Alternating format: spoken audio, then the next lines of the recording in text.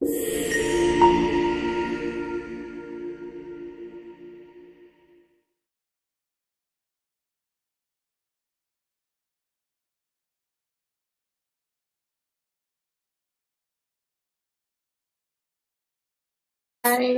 I'm just so excited to be finally back again. I know it's been a minute, but today's episode is really special, so close to my heart. I hope that everyone enjoys it. Empower Purpose is about real people, real talk. To know that you are not alone, that you might be going through difficult moments, and at that time you think that you're the only one because that's how we feel. But Empower Purpose is about sharing, having a community, coming That's together, true. and realizing that you also can make it through no matter how hard the trial may be, how bad the storm may be. So today I'm excited because I just released my third book. It's called Extraordinary Strength. And Will Marie, yes, Will Marie, my number one fan. Always, So, always. we're going to talk a little bit about how Extraordinary Strength came about, why I felt like sharing, and we'll just take it from there. And Will Marie, how are you doing? What do you have for I'm us today? doing well. I'm excited for this new season. I know we're in fall, so it's a new season and everything. Every day is a new Yes. season, I always want to say. But I am so excited, that obviously you came out with your new book. It talks about, a personal experience, which is something beautiful that you have shared, and you are giving us a little bit more insight in your life Hmm. and your relationship with the person. I'm not going to say who it is, that you pretty much wrote the book, for. I'll let you speak more of that, and then you could share to us, how did the book come about and how did you feel writing about it? So, Extraordinary Strength came from, I come from a family of it's only two of us. I have one sibling. She was younger than me, 4 years younger than me. And, unfortunately, she got ill and she passed away. So in March of 2015, she went home, another angel, heaven gained another angel. But during that time, we all know that death is part of life, right? Exactly. There's birth, we come into this world, and death is part of life. We're all, eventually we're going to go back home. It's time for God to call us back home. Some That of is us are right. called back home sooner than others. But no matter how you see it, the loss of a loved one, it's very difficult. It's heartbreaking. And there are so many things that we go through while we grieve. And during that time, like when I know that someone loses a loved one, I always say, it doesn't matter what I say. There are no words that can comfort you. That's right. But at that moment, literally, it's only God in you who can comfort you. But the reason why I decided to do this book is because drawing the most difficult moments when my sister became ill, and I'm sure it wasn't only me, of course, it was my parents, her Hmm. daughters, to watch her go through that, suffer in a bed, as she got ill and she got more critical. She ended up in the hospital on December of 2014, and she never made it out from that hospital. So from December, she was in the hospital. They were going through surgeries. She was in pain. She went through so much. But from December all the way up until March of 2015, she was in the hospital that whole time. And I learned what it was to literally camp out on the waiting room of the hospital. I mean, when I say Yeah. camp out, I mean camp out. I didn't go home, and the guards there and the nurses, they knew that I would camp out. And the thing is this, because it was in the ICU area, I wasn't the You're only one. limited. Yeah. But there were so many other families that would camp out too. And so Wow. they would bring me blankets from the hospital, and I would put two chairs, like the one single chair, like one facing each other. And that would be like my bed that I would make. And because my sister was in the ICU unit, they wouldn't allow me to go in and sleep there. Like some Yeah. hospitals, you could stay in the room. So I would make sure that I would stay um, in the waiting Nearby. room Yeah. nearby, because my parents also, they would have loved to do that as well, but that was too much for them.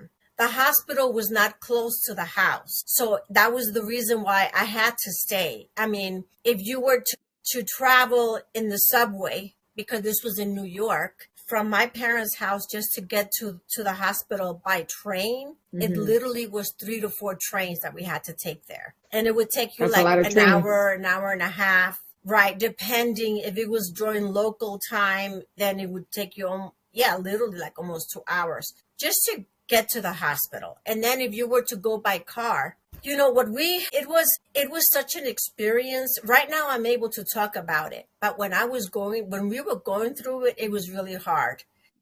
It's hard because it weighs so much heaviness in you, that you feel like you can't breathe. So, It was very hard. And to see her like that, and then to see my parents, because they were trying to be strong for us, and I was trying to be strong for them, and my sister was trying to be strong for us as well. Even though she was going through what she was going through, I could still see that she was trying to be optimistic. she wanted But to take care of everybody else, even though she was the one that needed the taking care of. exactly. Oh, man. And but one of the things that I wanted to share with you is that there were a lot of moments when we actually saw God's hand move in us, in our lives, where we actually experienced His divine strength over us. But there was a time, the same day, when the doctors came and spoke to me. And I want to share this because I'm sure that there's so many other people out there going through the same thing. You feel Hmm. so helpless when you have a loved one sick, ill, but just by you simply being there, it's worth Yeah, more than words can say. But that's I true. remember that time my sister was very sick. They had taken her from her room to the OR. They were wheeling her in.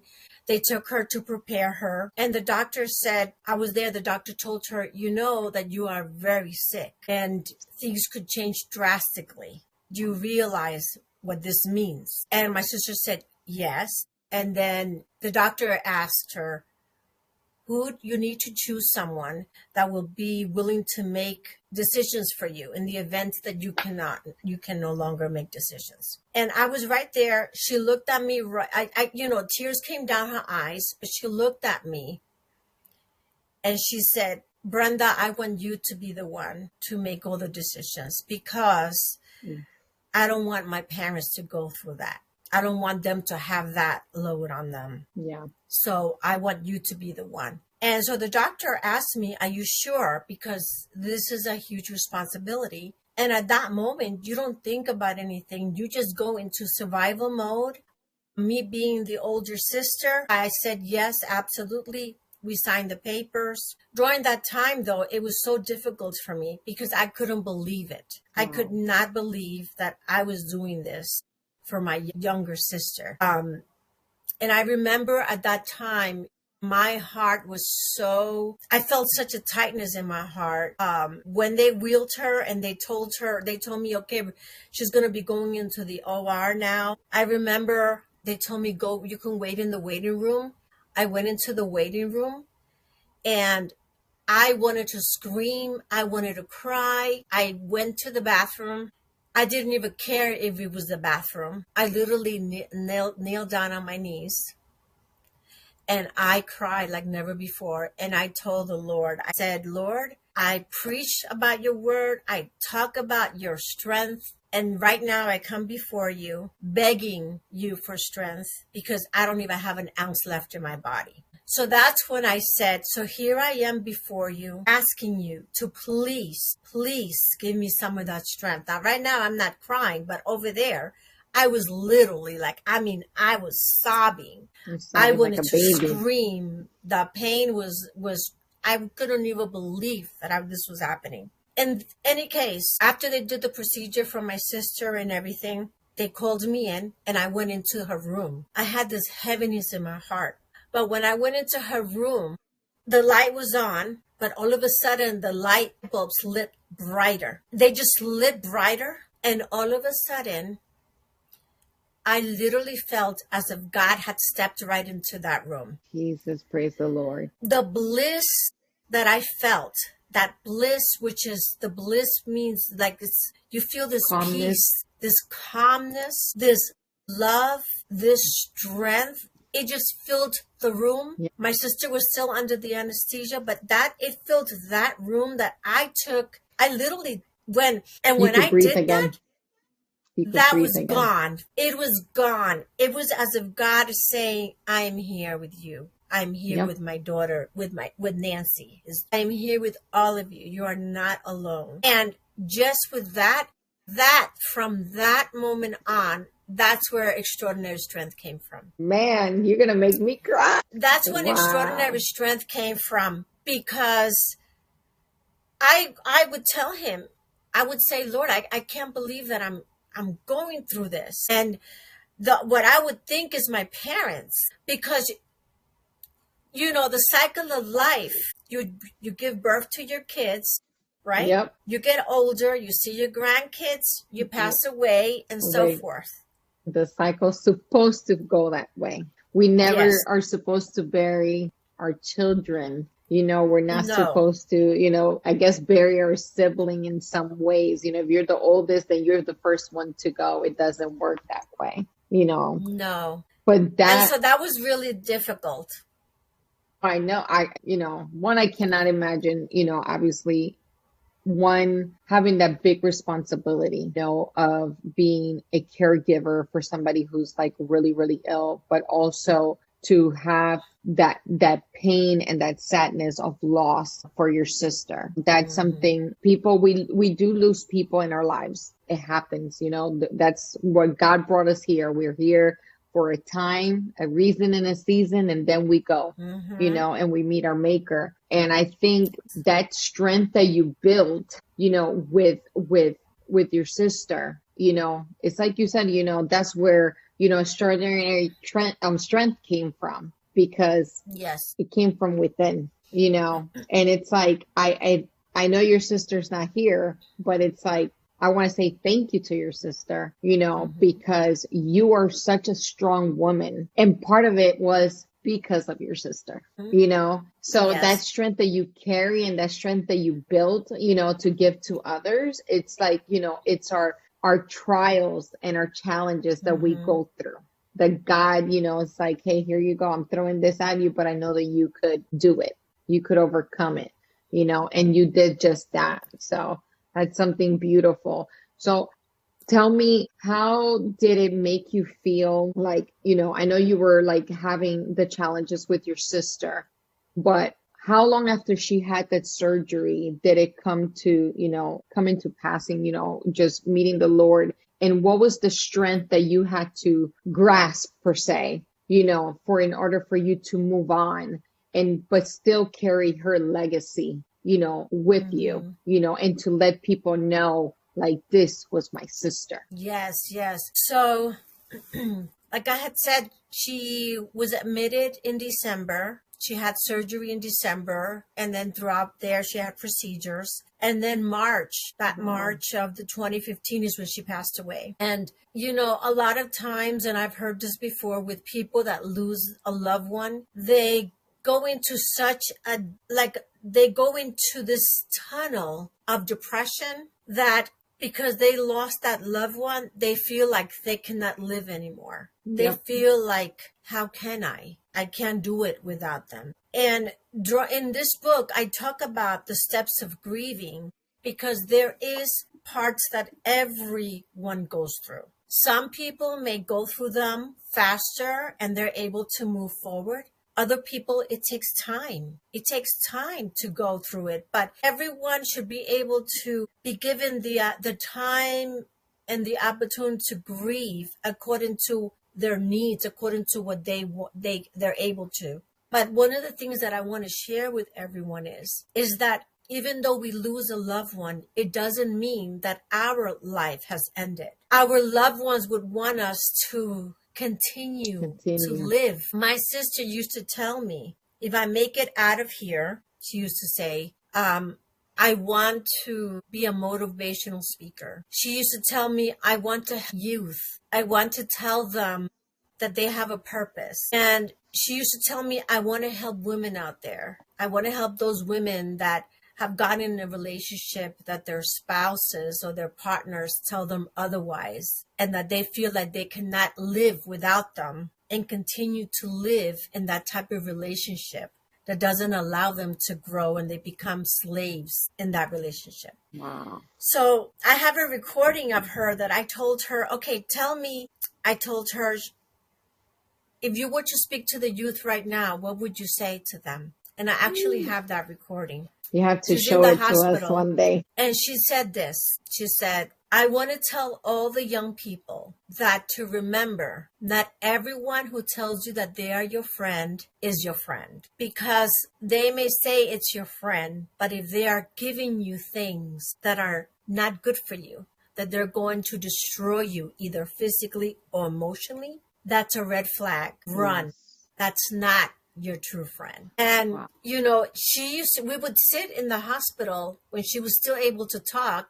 And I would say, so what do you want to do? And, oh, I want to become a motivational speaker. She would say, I want to do that. I want to help the women. I want to help young people. I want to help the youth. And the thing is this, I would think, because I always had that passion as well to help with the young people and families. Yeah. So I would always envision that Empower Purpose would be with my sister as well. You know, you speak on what your sister wanted for herself, but all I see is you. You are your sister's keeper. You know, you are literally exactly how you describe her, exactly what her needs are. That's exactly who you are. So you see, you're still carrying that legacy with you every single day, and you keep empowering people every single day.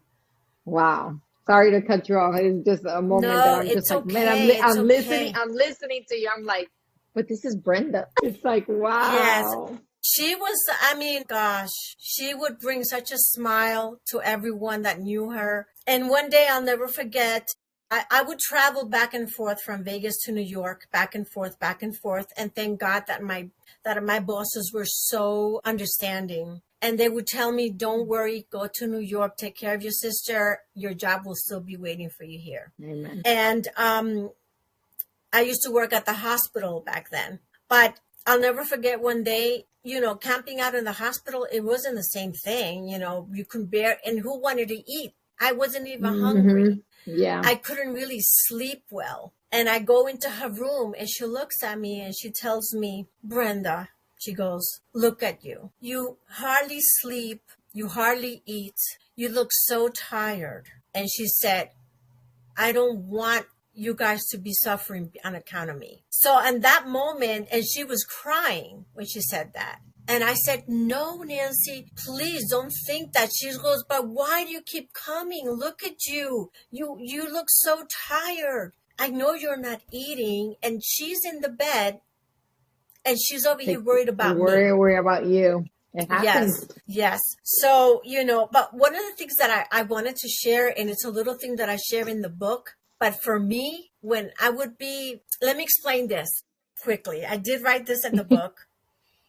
When we were little, okay, even though we slept in the same room, we each had our bed, right, next to each other, and with a nightstand separating our bed, she would wake up in the middle of the night and say, Brenda, Brenda. And I'll be like, what happened? And she'll be like, I'm scared.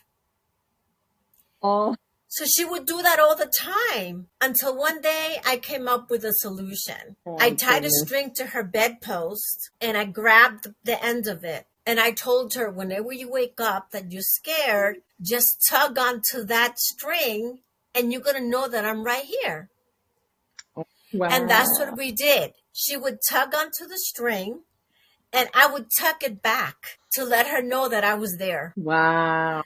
And we did that, and until even up to when we were already adults and she had her kids and I had mine, we would remember that. And she would be like, remember the string that you put to you, I could make sure that I wasn't alone and that you were there. I say, yes. Sweet, So beautiful when I memories. was in the waiting room, waiting, the way she would call me when I would be in the waiting room is she couldn't talk anymore. She was too weak. She would dial my cell phone and she would just let it ring. And I would know that she wanted me to go to her room. And for Wow. me, at that time, the cell phone became our lifeline. That was your string. That was our string. The phone. Keep pulling. That was the Wow. string. That was a string. And Wow. I would like say, oh my gosh, that's the string. And she would call it, and right away, I would go there anytime because I would camp out. So it would be 2 o'clock in the morning, 3 o'clock in the morning, whatever time it was that she would call that phone, it would ring once and I'll be in her room. Wow. And the nurses already knew me. They would allow me to go back and forth because they already knew.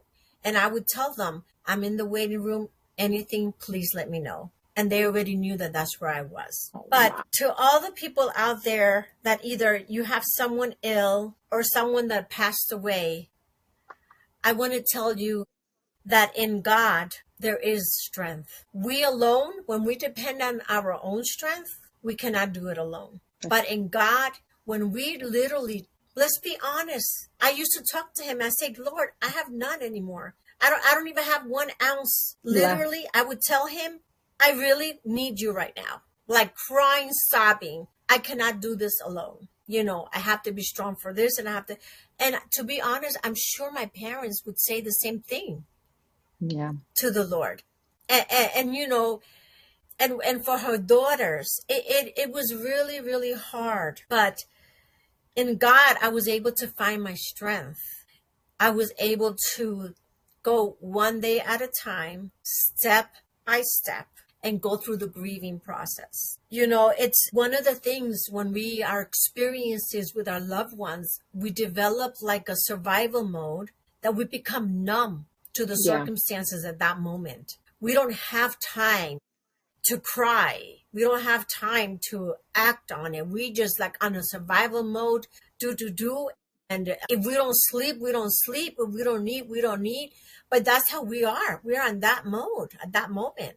But It's there an comes a adrenaline. time, yes, but there comes a time that it hits you. Yes.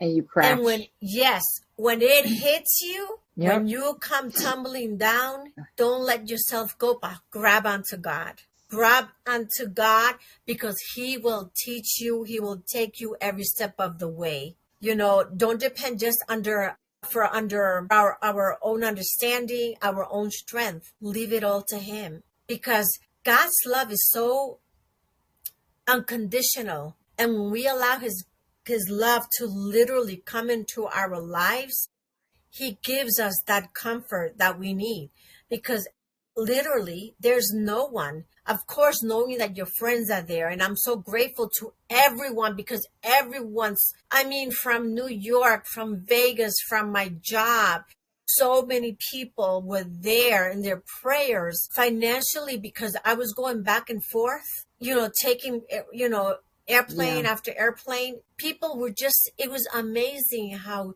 the people came together and I saw the love through them. But, there's different steps. You get that numbness feeling after they pass away, the disbelief, you can't believe it. Did this really happen? Is it all a dream? I wish it's a nightmare and I just wake up from that nightmare. And it's so many overwhelming emotions as the days go by. A lot of people say it will get better, but the reality is it gets worse before it gets better. Yep, it's true. Because as the time goes by, absence of that person, you feel it, and then it really hits you. It comes like in waves, in waves. You know what I mean? People exactly. need to, and it's like you said, people, when those waves come, you do fall into a depression. It becomes this, everything that you have here is just, you're only focusing on just that feeling of loneliness, that emptiness, because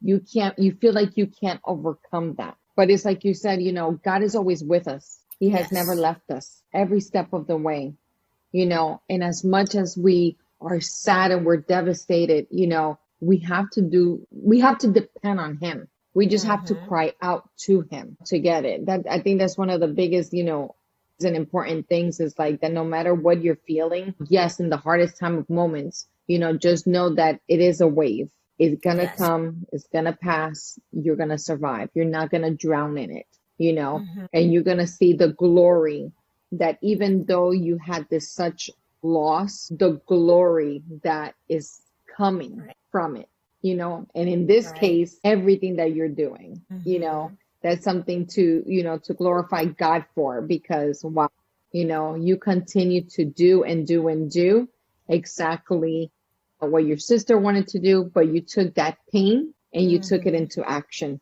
how to be able to move forward. Amen. Amen. That's right. That's right. I always say, and this happens with everyone, we all have a story. We are all books, and our each and every chapter of our lives, it has a story that would help, will empower others. Like I always say, it's not just me, it's Wilmarie, it's Hmm. everyone. We all have a story that will impact someone else. Exactly. We don't see it like that, but it's an incredible thing. And that's the reason why I like to share stories, because it's about real. It's not about Hollywood. It's Exactly. about being real. And, going forward with the other things that you feel, you have the pain and you go through the pain, and then there's guilt that comes with it. What is the guilt?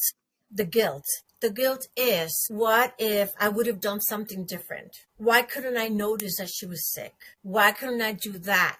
Maybe I should have made more phone calls. Maybe Yeah. I should have done this, or maybe I didn't do that enough, or maybe whatever it was, everything, it becomes you have a guilt, you It's a blame what if yourself. moment. Yep. Yes, it's a what if moment. You start blaming yourself. Why didn't I do this different? Why didn't I do things different? For example, me, I'm the older sister. I should have known. I should have seen the signs. I should have been there for her. I wasn't there enough. So many things that came, feelings of guilt that was so hard for me to go through. And then, so you go through the sadness, you go through the guilt, you go through regret. Mm. And all of that, of course, believe it or not, it affects you physically. You feel weak, you're tired. Or sometimes, you know, your family tells you, let's go here. No, I don't feel like going out today. No, I Mm. don't feel like being around people today. I just want to be by myself. And you Yeah. know what? It's okay to sometimes, there are times you need a little to be by Little yourself, space. but not all the time. Do not isolate yourself. If you don't have to be surrounded by a group of people, but at least go with someone. If if you're married, go with your girlfriend, your boyfriend, your friend, your cousin, your sister, your brother. Just go and have a cup of coffee, drink, just to get your mind a little bit, because it's incredible what our mind does. Our mind is our worst enemy. Oh, it sure is. When our heart wants to get us out of that, our mind wants to get us back in. Yep. And the struggle is so real. So we have the pain, we have the guilt, right? And then there's a purpose. The purpose of, we have to understand that these emotions that we're getting, they're all part of the natural grieving, acknowledging what we've gone through. It's okay. It's okay to, if you want to cry, cry. I Cry. always say, never hold on. Some people, they believe that, okay, by crying, you're showing a sign of weakness or whatever. I always say it's the complete opposite. If you cry, you're brave. If you cry, you're courageous. Yep. Because when you're able to stand up and acknowledge your feelings, that takes courage. That takes bravery. Not like people say, no, if you cry, that's no. And even more so, if you have the courage to show your emotions and open up to God, how much powerful is that? And he takes all of that in. So,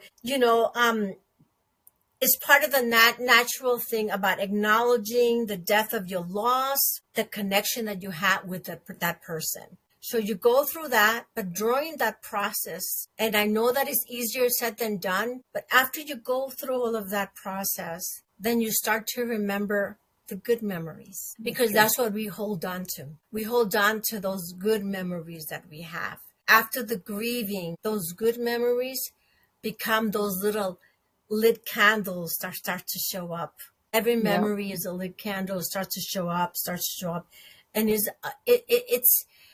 it's really the grieving process. A lot of people, I always say, if you know someone that is grieving, someone that just lost someone, let them know that it's okay. You get Yeah. all these, you become angry. How many times do you become angry and you say, why was that person taken away? People yell at God. Why did you It's take true. that person away from me? Or it should have been me, not her. It should have been me. Or so many things come, you blame yourself, resentment, frustration, questioning why? Why did it happen? Yep. But in all of that, the reality is it's okay to ask all these questions, but I don't guarantee that you're going to find the answers. But you may not find the clear answer. But when we call unto God, that comfort that only He could put, He ends up putting the acceptance in your heart. The acceptance that you start to see life differently. You start to then appreciate again. And He takes you out of that grieving. But it's only when we give God that opportunity. It's only when we allow Him to. Because sometimes we become so stubborn that we say, no, I don't want to get out of this. I want to stay in here. Yeah. I want to continue blaming myself. I want to continue feeling resentment. But God doesn't want us to be like that. He wants us to be happy. He wants us to live our life to the fullest. Exactly. While my sister was here with us, she touched so many people. Even today, I get people messaging me on Facebook, her friends, telling me, Oh. I miss my Nancy. She taught me what it was to have a true family. She taught me what it was to have a true friend. She taught me how it was to love myself. She was always so, her smile would bright up the room, and that's who she was. So every one of us, we have a mission here on earth. We have a purpose here on earth. And whether it's for a shorter period of time, for a longer period of time, but if we're able to make a difference in people's lives, even if it's one or two, you've completed them. You've Yep. done. You're doing your purpose. You're doing your purpose. That's true. Wow. Wow. You're bringing a life. You're putting a smile on someone's face. You're doing something. You're doing something. That's more powerful. That's more powerful than even money. To That be is able true. to change, yes, to be able to change someone's inner wounds or their perspective of how they feel inside. They don't think that they're worthy. And you're able to tell someone that they are worth it, that they do have a purpose. And that person through you is able to see that. You've transformed. God has transformed that life through you. And it just changes the whole trajectory.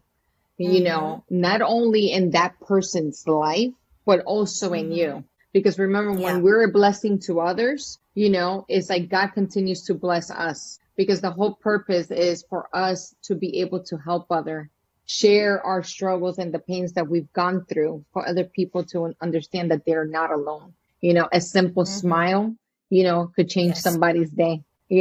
My heartache today could be changed by someone that said a joke, or someone that said, let me pray for you. That's right. That to me is like the biggest gift. And I always say it to everybody. If you ever want to give me a gift, give me the gift of prayer. Pray for me. Pray for my loved ones. Pray for my children. Pray for my family. That's the biggest take that I always tell everybody. If you want to give me a gift, pray for me. Because I too have gotten, like you said, into the headspace of depression, for the loss of a loved one or even a pet. Believe it or not, it happens without you knowing, mentally, without you knowing, it happens. And then there's people that they go so deep in that they're not able to get out. Some people go deep in that they don't know how to ask for help or even say, God, help me. Mm-hmm. But when we know Christ, we're able not only to help ourselves and try to snap out of it, but also we're be able to go and help those in need, that are out there. And I know that your mission in life is not over yet, because I know that you will continue to serve not only God, but also, to serve the community, because that's what you're destined to do, to continue writing books that continue to inspire everybody by sharing your stories. And this is one story that, everybody needs to read because everybody could relate to it. So that's something beautiful that I definitely take with me. Thank you, thank you. Yeah, a lot of people, they don't want to talk about it, or it could be two things. The person on the other side that has not lost someone, Yeah. it finds themselves also not knowing what to say, not Yep. knowing how. If you have someone at home, if you know someone that's close to you that's lost a loved one, it's not you look at yourself and you're like, what do I say? There's nothing I can say. There isn't anything you can say, but just by simply being there, letting them know that you're there, Yep. speaks more than words. When someone's grieving, I know that a lot of times we want to like try to wake them up and say, okay, snap out of it. It's time to move on. Yeah. Nope. To be honest, you think that that's helping them? It's not. You have to learn when someone's going through this process, any type of loss, we have to learn to put ourselves in their shoes at that moment before we speak, so we can think closely, think twice, and know exactly what we're going to say. Because during that time that the person is going through that, or the person's going through the depression stage of grieving, every word that you say, if it is the wrong word, it would feel like you're throwing knives at them. So true. So you have to be very careful how we word our what we say. There's something that I always used to say this, and I don't know, I probably mentioned it in another podcast or not. When someone comes to me, what could be difficult for me may not be difficult for Wilmarie, Mm-hmm. and vice versa. If someone comes up to me and tells me that they're going through something so hard and they don't know how to get out of it, and perhaps for me, I think, and I don't really think it's that bad, but I will not tell that to the person. I've heard people say, and I don't know, Wilmer, if you ever heard this saying, that someone comes and tells you that they're going through something difficult, and then you come out and say, "Oh, come on, you're drowning over a cup of water." Yeah. Yep. That doesn't help the That's person, because for you not it at might all. be a cup of water. For them, it's an ocean. Very true. For them, Very it's an true. ocean. So don't dismiss them when they're going through something. If there's someone in your life right now that they are actually opening up to you, first of all, if the person is opening up to you, it takes courage to open up. Mm, So, yep. you know what? That's a huge step. Do not dismiss them. If they are opening up, listen to them. A listening ear speaks more than words. Listen. And as you are listening and they're talking, say, really? Wow, tell me more. And let them continue. So what did you feel? How did you feel? What was that? Yep. What did you think about it? Allow them to express, because every time a person opens up and express their feelings, God is doing something amazing in them. Yep. It's an outlet. Mm-hmm. An outlet that not very much people get to have. And when they do have it, it's like you said, it's better to listen than to judge or to overthink that their situation, is something that I've gone through worse. You know what I mean? Because a lot of people do that. They're like, this is nothing. I've been through worse, But again, it's the whole point of stand back and listen. That's right. Exactly. That's exactly what. And, I wanted to share this because I always say one of the things that's always in my heart, I can't stand to see a person going through it. Yeah. Going through hard times. And yes, if you're going through physical things, yes, but for me, one of the most things that are so close to my heart is when a person is going through it emotionally, mentally. Because you hurt yourself, you cut yourself, you fix it up, you clean it, you move on. How do you repair an inner wound of the heart? How do you repair those thoughts that one time destroyed you? So that's why it's so easy. And I think that now, today, in today's world, it's so important that we all understand that all of us, we all need this TLC. We all need tender love and care. And God is there when we depend on him, when we completely give our all to him. It doesn't matter what you go through, even if it takes a process, but he will mend those wounds. And he sure does. So what a doctor cannot do, God is says, okay, make space because here I come. In such a wonderful way that he does it too. He grabs that. And why am I saying this? Because I lived it. I felt it. I have felt his unconditional love through the loss of a loved one. And I'm not the only one that have lost a loved one. We all have lost loved ones. Yeah. And it is hard because sometimes you're like, now I feel guilty. How am I going to be able to move on? How am I going to be moving on with my life now? Like, you get a sense of guilt. Yeah. So many things. But I want to tell you out there is hope. And like I always said before, if you get into your state of depression, that you feel that there is no hope, that you feel that you just, no matter how much you try, you can't, or you feel so little of yourself, I ask you, I pray that you seek for help. Do not live, because you know what? You were also born with a purpose. We have to find that purpose. We have to find what is our mission here on earth. What is it? We all have one. The thing is, are we ready to find it? And are we ready to do something about it? It's not just about Brenda. And I always say this all the time. You know, I wanted to do my podcast. I wanted to do my books. I wanted to do my paintings. Let me tell you something. I told this to Will Marie. My daughter, she had a conversation with me. And she told me, Mom, can I talk to you? I'm like, sure, of course. She goes, are you okay? I go, yes, of course. She goes, I don't know. I feel like, are you going through something internally? Because I feel like you're trying to hide it. You're writing a book. You do your nonprofit. You're doing your paintings. You want to do this crafts now. It's like you want to do so much all at one time. And I'm like, it is because this is something that I've always wanted to do since I was a teenager. And now that I am at my age that I am, I felt like, you know what? It's never too late. What's holding me back? The only person that holds you back is yourself. Yourself. That is true. It's like, you know, when you want to do something, it's never the right time because we're always taking care of everybody else. But when that time comes, it's like, you know what? I'm sorry. I'm going to do me. You're going to write your book. You're going to do your paintings. You're going to do this. If I wanted to go fly a plane, guess what?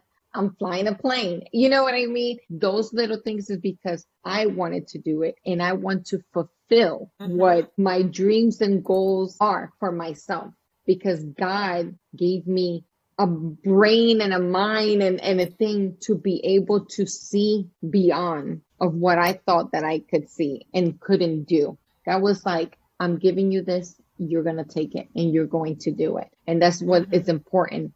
Doing what you want to do. As long as it's nothing bad, do it. Nope. You know, exactly. You want to color your hair pink, go for it.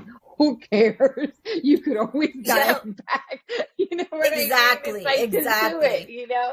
It's like, but it's true. It's like, we don't have to go through something to do what we want to do, what our heart has always wanted to do, you know, and I'm proud of you because you are doing it. You're making things happen. You know, I'm pretty sure tomorrow by the end of this, podcast, you're gonna be like, you know what, I want to do this, you know, and you're gonna do it. Let me tell you something. You have, guys, you need to do it. Go out for your dreams, man. Yep. Go out there. You can do it. Yep. You know, How many people have come up to me and told me, you know what, I always wanted to write a book. Well, go for it. There you go. Do Nowadays it. there's so many. The how can I say?